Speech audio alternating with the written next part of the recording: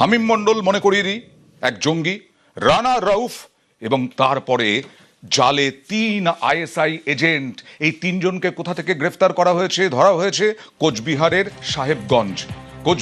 সাহেবগঞ্জ থেকে এসটিএফ এর জালে 3। বেঙ্গল এসটিএফ পর সাফল্য পাচ্ছে এবং এখানেই ঘাঁটি গেড়ে থাকছে এখানকারই লোকজন। পাকচর সন্দেহে গ্রেফতার আরো 3 ধৃত সন্দেহভাজন রশিদুল, নাসিরউদ্দিন, শফিকুল। ভারতীয় মোবাইল সিম পাকিস্তানে পাচারের অভিযোগ, বাংলাদেশে ও ভারতের সিম পাচার অভিযুক্তদের এবং ভারতীয় অর্থনীতিকে ভেঙে দেওয়ার জন্য জাল নোট চক্রের সঙ্গেও ধৃতরা জড়িত থাকার সন্দেহ।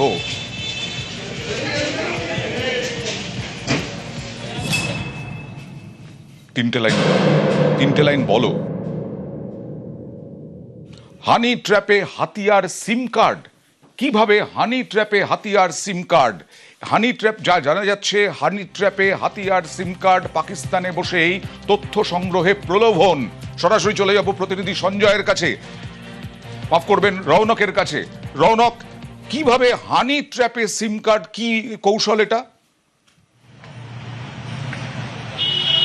দেখো, তুমি আগেও জানবে যে ডিপ স্টেপ অ্যাপগুলো ব্যবহার করে যখন হানি ট্র্যাপে ফেলা হতো সেই জায়গায় সিম কার্ড থেকেই ফোন করা হতো।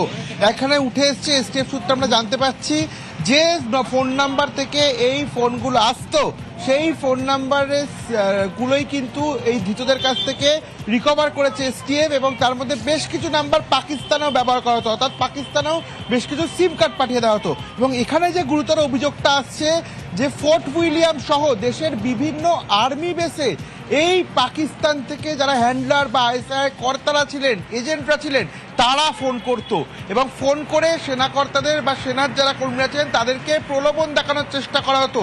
এইরকমই একটি ফোন চলতি বছরে ফোর্ট উইলিয়ামেও আসে এবং তারপরে দেখা যায় এই যে সিম কার্ডগুলি উদ্ধার হয়েছে বা যে মোবাইল নাম্বারগুলি ট্র্যাক করা হয়েছে সেরকমই একটি মোবাইল নাম্বার থেকে ফোর্ট উইলিয়ামে ফোন আসে, প্রলোভন দেখানো হয় এবং জানা যাচ্ছে পিওকে অর্থাৎ পাক অধিকৃত কাশ্মীর এবং পাকিস্তানের যে পাঞ্জাব প্রদেশ এই জায়গাগুলি থেকে কিন্তু এই নাম্বার থেকে ফোন আসতো এবং কলকাতা পুলিশেও কিন্তু ফোর্ট উইলিয়ামের তরফ থেকে এই ফোন আসার বিষয়টি জানানো হয়েছিল।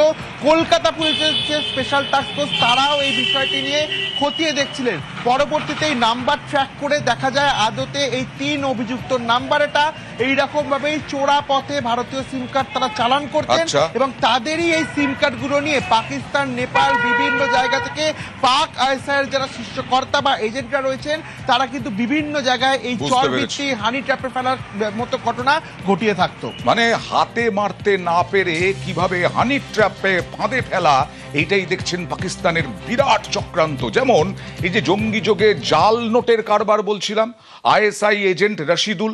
সরাসরি চলে যাব প্রতিনিধি আমাদের রৌনকের কাছে। রৌনক, হাতে মারতে না পেরে ভাতে মারার চেষ্টা আমাদের দেশকে জানিয়ে রাখবো একেবারেই, যাতে অর্থনৈতিক ব্যবস্থা কিছুটা হলো সমস্যার মুখে পড়ে বা বাজারে জাল নোট ছড়িয়ে দেওয়া, এটা কিন্তু এদের একটা অন্যতম উদ্দেশ্য ছিল। কারণ এই 3 অভিযুক্তর মধ্যে যে রশিদুলকে গ্রেফতার করা হয়েছে স্টেপ সূত্রে আমরা জানতে পারছি ইনি কিন্তু এর আগে জাল নোট পাচারের অভিযোগে গ্রেফতার হয়েছিল। 2023 সাল থেকে 2025 সালের মধ্যে প্রায় 6 থেকে 7 লক্ষ টাকা জাল নোট উদ্ধারের ঘটনায় এই রশিদুলের নাম জড়িয়েছিল। এবং শুধু তাই নয়, তোমাকে জানিয়ে রাখবো যে বাংলাদেশি এজেন্টের কাছে এরা এই জাল নোট বা সিম কার্ড পাঠাতো। আকবর বলে একজন এজেন্টের নাম উঠে আসছে যে কিনা পাক গুপ্তচর বা পাক আইএসআইয়ের কোনো ডিরেক্ট এজেন্ট। তার কাছে কিন্তু এই রশিদুলের সঙ্গে 2.5 লক্ষ টাকা ব্যাংকিং ট্রানজাকশন, সেই ট্রানজাকশনও কিন্তু উঠে এসছে এসটিএফ এর হাতে। এবং শুধু ব্যাংকিং ট্রানজাকশন নয়, 2.5 লক্ষ টাকা ট্রানজাকশনের পাশাপাশি একাধিক স্ক্রিনশট সামনে এসছে যেখানে দেখা গেছে যে রশিদুল পাক এজেন্টের সঙ্গে অনবরত এই সিম কার্ড কোথায় পাঠানো হবে, কত সিম কার্ড লাগবে বা এই জাল নোটগুলির যে কারবারের বিষয় বেশ কিছু গুরুত্বপূর্ণ কথোপকথন তিনি করেছিলেন, সেই সমস্ত স্ক্রিনশটও কিন্তু ইতিমধ্যে এসটিএফ বাজেয়াপ্ত করেছে। এই যে কিছুক্ষণ আগে বলছিলাম যে আইএসআই এর 3 এজেন্টকে গ্রেফতার করা হয়েছে। রশিদুলকে গ্রেফতার করা হয়েছে তার বাড়ি থেকে মাত্র 2 কিলোমিটার দূরে। বাড়িতে বসেই নাশকতার ছক, বাড়িতে বসেই আইএসআই এর সঙ্গে পাকিস্তানের গুপ্তচর সংস্থার সঙ্গে একেবারে নেক্সাস। সরাসরি চলে যাব প্রতিনিধি শুভঙ্করের সঙ্গে। রশিদুল সম্পর্কে কি জানা যাচ্ছে? এই রশিদুল, তাদের পাড়া প্রতিবেশীরা তারা কি বলছেন?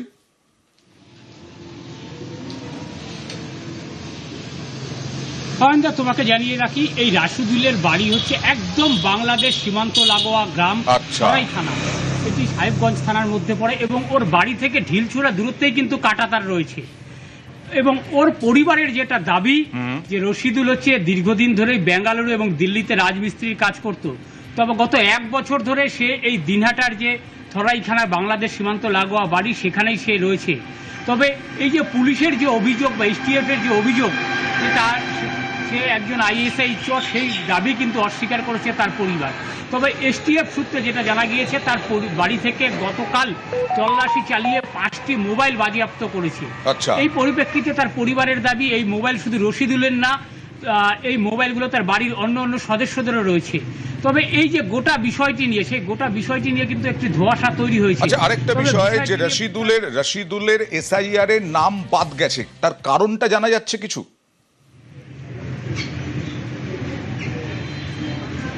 হ্যাঁ, দেখো, যেটা তার পরিবার সূত্রে জানা গেছে তার বাবা মার নাম কিন্তু ভোটার তালিকাতে থাকলেও এসআইআর এর যে বাদ তালিকা সেখানে কিন্তু রশিদুল নাম রয়েছে, অর্থাৎ রশিদুল এবার ভোট দিতে পারেনি। কেন দিতে পারেনি তা নিয়ে কিন্তু প্রশ্ন রয়েছে। এবং স্থানীয় সূত্রে যেটা জানতে পারছি তার পরিবার যেটা, যেহেতু সে দিল্লি এবং বেঙ্গালুরু ভিন রাজ্যে কাজ করতো সে কারণেই হয়তো তার ভোটার তালিকা কেন এই কথাটা জিজ্ঞেস করলাম। রানা রাউফ 14 বছর ধরে কলকাতায় বসবাস, সেই রানা রাউফ পাকিস্তানের বাসিন্দা, পাকিস্তানের নাগরিক, এখানে জাল আধার কার্ড ভোটার কার্ড তৈরি করে বসবাস করছিল কাঠের মিস্ত্রি সেজে, এবং তারপরে এসআইআর এর নাম ওঠেনি, তারপরেই পালানোর চেষ্টা করেছিল হামিম মন্ডল গ্রেফতারের পরে। এই কারণেই জিজ্ঞেস করলাম রশিদুলের মা কি বলছেন, দেখুন। কবে থেকে নিখোঁজ আপনার? এই বৃহস্পতিবার থেকে। ওই বাইক বের করবার গেছে, অটোনা নয়ার হাত থেকে তুলে নিয়ে গেছে, আমরা তো জানি না বাড়ি, তাই দেখি এসে গিয়ে বাড়ির খবর দিছি। ছেলের সাথে কোনো দেখাই হয় না, নিখোঁজ। কতগুলো পুলিশ আছে? মানে 18-19 জন। একটা লেডিস এসছে, পুলিশ এসে দেখে আমার বাড়িতে বলে জাল নোট আছে, জাল টাকা আছে, বাড়ি চেকিং করবে। সুকেশ যত ড্রেসিং ফেসিং যত কিছু আসলো বিছনিয়া পাটি সব উল্টি দেখছি। আর এই 3 জনের মধ্যে অন্যতম শফিকুল। এই শফিকুল শ্বশুর বাড়িতে ডেরা বেঁধেছিল। রানা রাউফের পর এই যে 3 জন আইএসআই এজেন্ট গ্রেফতার, তার মধ্যে রশিদুল দেখলেন বাড়ি থেকে 2 কিলোমিটার দূরে গ্রেফতার হয়েছে এবং আইএসআই এর সঙ্গে যোগাযোগ, নেক্সাস। আর এই শফিকুল সেও কোচবিহারের বাসিন্দা, সাহেবগঞ্জে। কোচবিহারের বাসিন্দা কিনা সেটা জানবো। চঞ্চলের সঙ্গে কথা বলবো, উত্তর দিনাজপুর থেকে চঞ্চল রয়েছে। চঞ্চল, এই শফিকুল শ্বশুর বাড়িতে ডেরা বেঁধেছিল কেন, কোথাকার বাসিন্দা, আর শ্বশুর বাড়ি ঠিক কোন জায়গায়? তারপর শ্বশুর বাড়ি হচ্ছে গোয়ালপুকুরে যে পাঞ্জিপাড়া দেওনাক যে গ্রাম রয়েছে, সেই দেওনাক গ্রামের এই শফিকুলের শ্বশুর বাড়ি। প্রায় 11 বছর মানে 11 বছর আগে কিন্তু এই শফিকুল এই গোয়ালপুকুরের যে পাঞ্জিপাড়ার যে দেওনা গ্রামের যে বাসিন্দা রয়েছেন সকিনা, তার সাথে বিয়ে হয়। তবে বিয়ে করার আগে কিন্তু এই শফিকুল ইসলাম পরিচয় দিয়েছিল তার বাড়ি নাকি কলকাতায়। তবে গ্রামের একাংশ এবং কি গ্রামবাসীদের একাংশের দাবি যে এই শফিকুলের বাড়ি হচ্ছে বাংলাদেশ, এবং বাংলাদেশ থেকে আসার পরে কিন্তু গা ঢাকা দিয়েছিল এই গোয়ালপুকুর এলাকায়। তারপরে এই সকিনাকে বিয়ে করে, এবং সকিনার যে দাবি যে তার স্বামী যে এই গুপ্তচরের যে গুপ্তচরের যে কাজ করতো তা কিন্তু জানতো না। কিন্তু এই যে 3 জনের মধ্যে এই শফিকুলকে গ্রেফতার করার পরে কিন্তু পাঞ্জিপাড়া এলাকা জুড়ে কিন্তু একটা হইচই শুরু হয়েছে।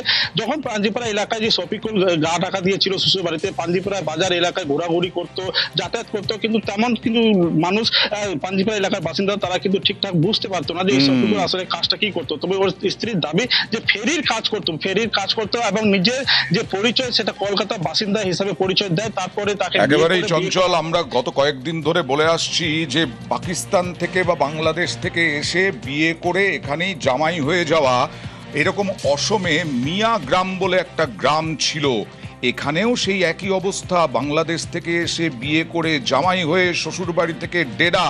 আর এই শফিকুলের বউ কি বলছেন, দেখুন। শফিকুল কি হয় আপনার? আমার বর বাংলাদেশ থেকে আসছিল, তারপর আপনাকে বিয়ে করছিল? বলছে যে বাংলাদেশে, তো ওটা আমি বলতে পারবো না। বলছি কালকে রাতে পুলিশ আসছিল বাড়িতে? রাতে আসছিল, নিয়ে দেখাই সাইন টাইন করে নিয়ে গেল। আপনার স্বামীর কি এখানে ভোটার কার্ড আছে? হ্যাঁ ভোটার কার্ড আছে, ওর কাছে আছে voter card, Aadhaar card, PAN card, driving licence সব কিছু আছে। আপনার স্বামীকে যে গ্রেপ্তার করা হলো, এই যে পাকিস্তানে ভারতের সমস্ত তথ্য পাচার করতো, এমনকি জালনোটের ব্যবসা করতো। না, এটা ভুল কথা। ওই কাজ করে নাই, ওকে কেউ ফাঁসাইছে। আমি জানি ওই কাজ করে নাই। তাকে দেখেছিলাম দেওনাতে, একটা বিয়েও করেছিল, কিছুদিন যখন ছিল ও, কিন্তু প্রায় 3-4 বছর থেকে আউট। এখন কোথায় থাকতো না থাকতো শুনলাম আজকে যে ধরা গেছে। রাতে নাকি ওকে নিয়েছিল ওর বাড়িতে, ওর বউ বাচ্চা দেখার জন্য। ওরা চিহ্নিত করলো, তারপর আবার শুনলাম যে নিয়ে চলে গেছে। শ্বশুরবাড়িটা কোথায়? দেওনা। কি নাম যাকে ধরেছে? শফিকুল। ও মানে আটাং পাটাং এদিকে ওদিকে ঘুরতে ফিরতেই থাকতো। কাজকর্ম কি করতো না করতো সেগুলো আমরা জানতাম না। এমনি আসল বাড়ি কোথায়? আসল বাড়ির সম্বন্ধে আমি জানি না। এখন শুনলাম যে বাংলাদেশ বাড়ি। চাইছি ও যদি মানে বিদেশি হয় তো ওর শাস্তি হোক। আমাদের কাছে যেটুকু খবর আসলো, পাকিস্তানি গুপ্তচর সন্দেহে দেওনা থেকে, আমাদের পার্শ্ববর্তী যে অঞ্চল আছে পুকুরিয়া, তারই একটা গ্রাম দেওনা থেকে STF গ্রেপ্তার করেছে পাকিস্তানি গুপ্তচর সন্দেহে। দেখুন, এটা তো পশ্চিমবঙ্গবাসী বিগত 15 বছর থেকেই আতঙ্কের মধ্যেই আছে যে এরকম গুপ্তচর, এরকম আতঙ্কবাদীরা কোথায় কোথায় আরও ভারতবর্ষে, পশ্চিমবঙ্গের কোন কোনায় কোনায় লুকিয়ে আছে। কিন্তু এর জন্য আমরা পশ্চিমবঙ্গ সরকারকে ধন্যবাদ জানাবো যে পশ্চিমবঙ্গে ভারতীয় জনতা পার্টির সরকার প্রতিষ্ঠিত হওয়ার পরেই এরকম পাকিস্তানি গুপ্তচর এবং আতঙ্কবাদীরা কোনায় কোনায় ধরা।